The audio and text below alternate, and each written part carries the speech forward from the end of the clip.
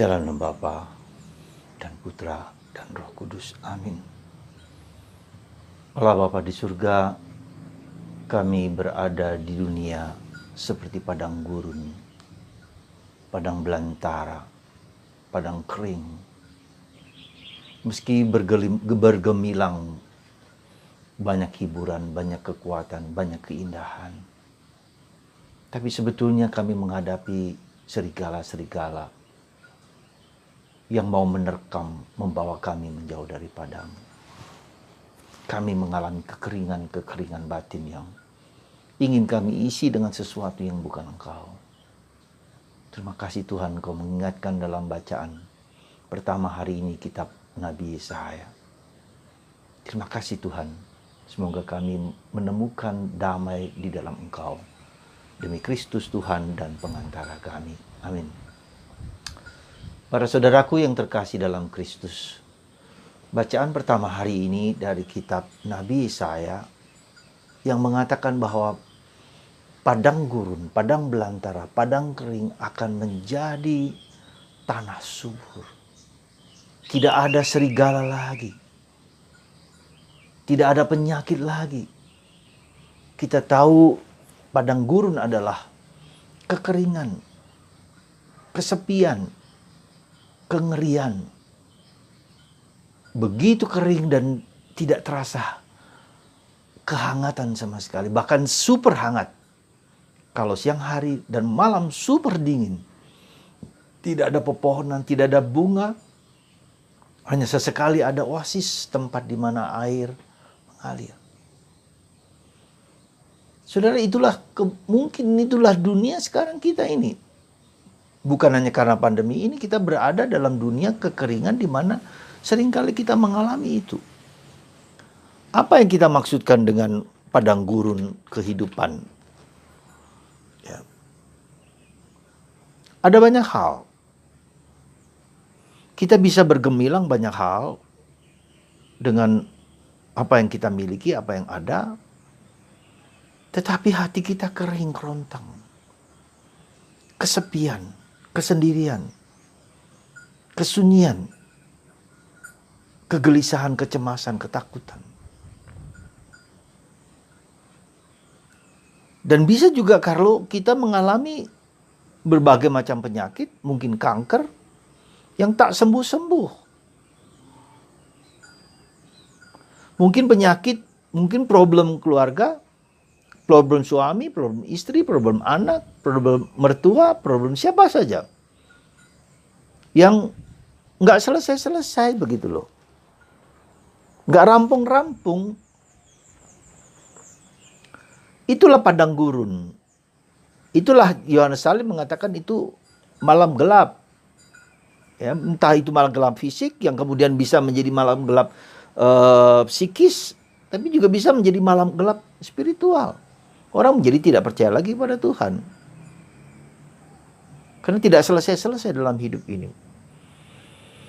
Nah, saudaraku yang terkasih dalam Kristus, ada orang yang sungguh-sungguh menyadarinya dan mencari jawaban, mencari penyelesaian, mencari solusi yang menurutnya harus dijalankan, dicari. Maka dia bisa cari YouTube dan segala macam. Saya beberapa kali menemukan orang yang menemukan YouTube saya tentang luka batin, lalu mulai menulis email atau WA dan seterusnya, lalu terjadi suatu pembimbingan rohani.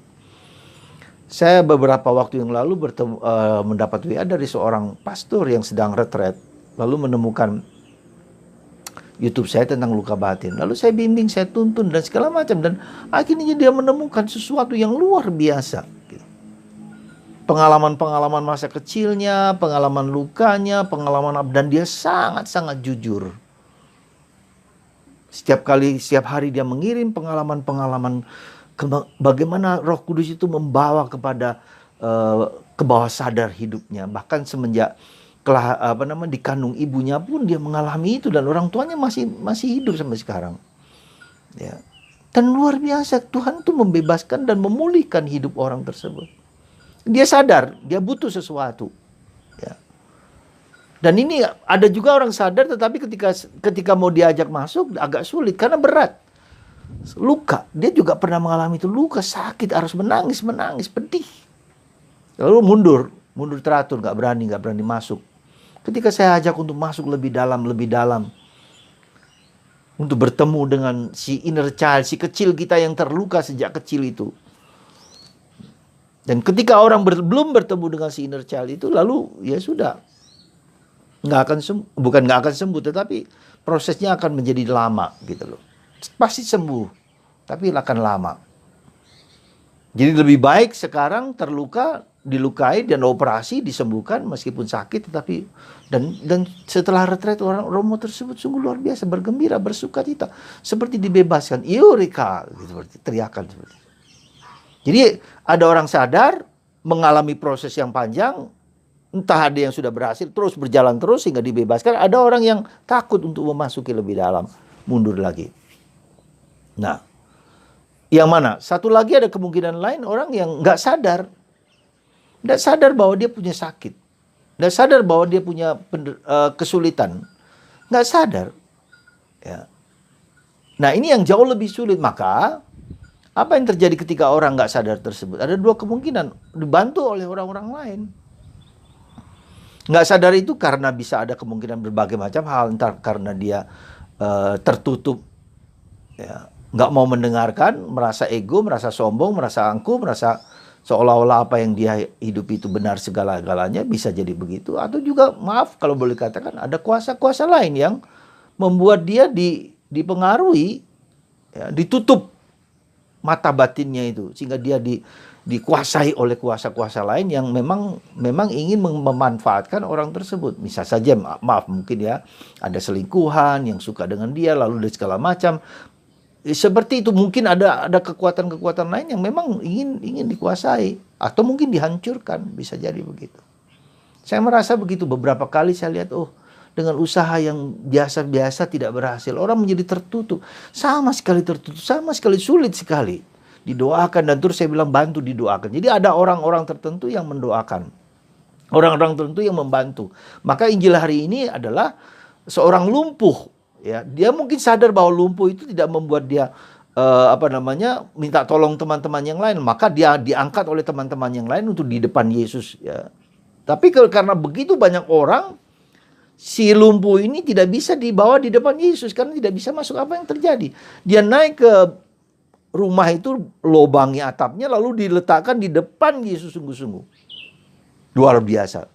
Ya, jadi ketika ada hambatan, ketika kita menolong orang lain, begitu ada hambatan, begitu luar biasa hambatan segala macam. Ada orang-orang yang menolong, tapi hambatan besar sekali. Tapi mereka berjuang, yang penolong itu berjuang supaya bisa menyembuhkan, membawa orang itu di depan Yesus. Dan Yesus mengatakan apa?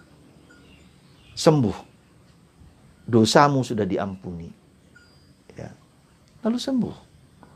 Saudara, kerap kali penderitaan kita, kerap kali saya katakan, karena dosa.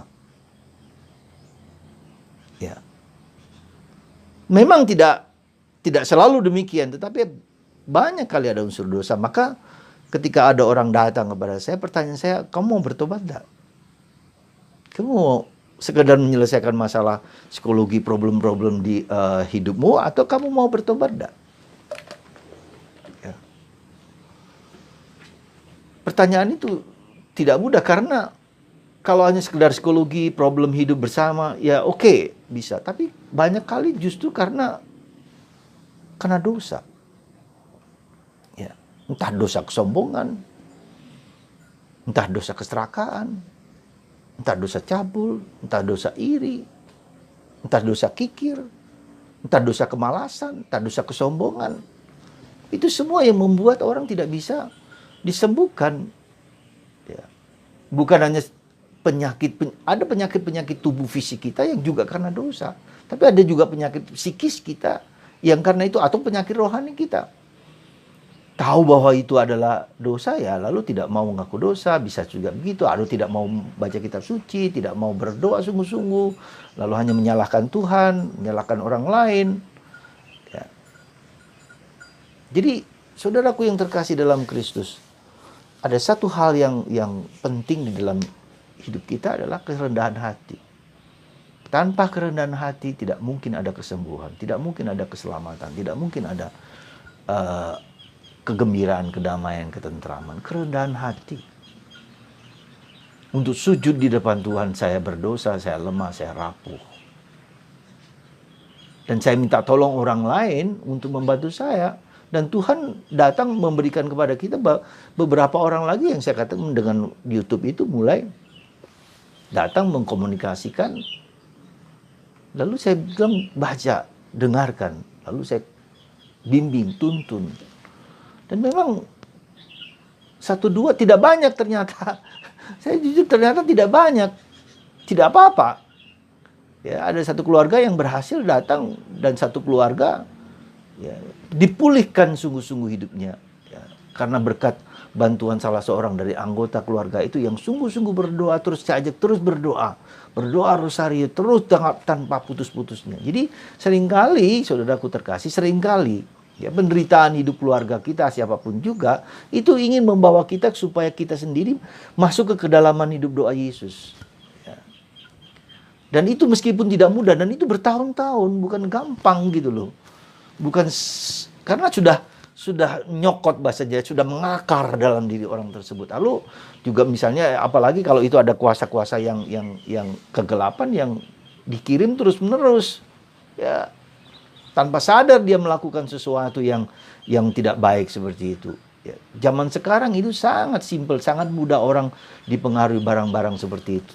Ya, maka saudaraku terkasih, mari sekali lagi seperti bacaan padang gurun kehidupan kita itu, padang gurun kehidupan kita, padang belantara akan menjadi seperti lembah Sharon, lembah Karmel, lembah Libanon yang subur segar. Dan ternyata di dalam proses untuk menjadi pemulihan itu kita mengalami misteri Paskah ya. Jadi kenapa misteri Paskah itu begitu penting dalam hidup kita dan suatu proses yang harus dijalani oleh setiap orang. Kalau mau jujur saudaraku terkasih. Proses apa? Proses Yesus, penderitaan Yesus. Kita juga menderita, harus menderita, nggak bisa enggak gitu loh. Harus kita alami, kalau kita alami, kita jalani penderitaan apapun juga harus mengalami. Lalu kedua harus mati. Ya, harus mati terhadap ego, mati terhadap kesombongan, mati terhadap dosa, mati terhadap banyak hal dalam diri kita, mati. Harus disalibkan. Lalu kita menjadi rendah hati. Lalu kemudian dari situlah proses, kemudian Tuhan akan membangkitkan kita dari mati, dikubur dosa itu. Lalu menjadi mati, bangkit, mulia, jaya, menang. Seperti jadi proses Paskah itu merupakan bukan hanya sekedar Yesus, tapi saya pun, Anda pun, harus mengalami proses Paskah, misteri Paskah itu. Maka Paulus dalam surat Paulus kepada umat di Filipi, yang ku kehendaki adalah mengenal Kristus dan kuasa kebangkitannya supaya menjadi serupa dengan Dia dalam penderitaan dan kematian. Paulus selalu menekankan aspek Paskal misteri Paskah itu. Saudara, semoga Anda dan saya berani memasuki misteri Paskah itu. Dan kalau Anda tidak mampu, minta pertolongan orang lain dengan sabar, dengan jujur. Dan harus jujur berani mengungkapkan apa yang menjadi kesulitan, keberatan hidup kita. Tanpa itu nggak bisa. Ketika saya meminta orang untuk jujur menceritakan segala sesuatu, ya orang nggak mau, ya sudah. Nggak selesai. Nggak bisa. Ketika orang mau jujur mengatakan apa adanya tanpa menyalahkan orang lain, bapak, ibu, orang tua kita, siapapun juga, nggak bisa. Ya. Mari saudara, di hadapan Yesus, di hadapan Tuhan, kita hanyalah apa? Tanah yang tidak subur. Anda mau subur? Anda mau menghasilkan buah? Kita semua menghasilkan buah. Ya. Biarkan datang kepada Yesus yang sudah mengalahkan kuasa kegelapan, segala penyakit, segala apapun juga di dalam Yesus. Dan Anda minta pertolongan orang yang dapat membantu Anda. Ya seperti tadi orang lumpuh itu dibawa, dia nggak bisa berjalan sendiri, dibawa oleh 4 orang bersama-sama. Dengan usaha yang berat harus membongkar rumah dari atap itu lalu turun ke bawah. Dan tidak mudah. Semoga kita semua disadarkan akan panggilan hidup kita untuk tahu bahwa kita membutuhkan orang lain, ya, membutuhkan rahmat dari Tuhan. Semoga Tuhan memberkati dan menyembuhkan Anda. Bagi Anda yang sakit, untuk tidak putus asa, untuk mencari jalan-jalan dan terbuka, mau dengan rendah hati menerima segala sesuatu. Tuhan memberkati Anda semua dan menyembuhkan Anda untuk selalu datang kepada Tuhan. Dalam nama Bapa dan Putra dan Roh Kudus. Amin.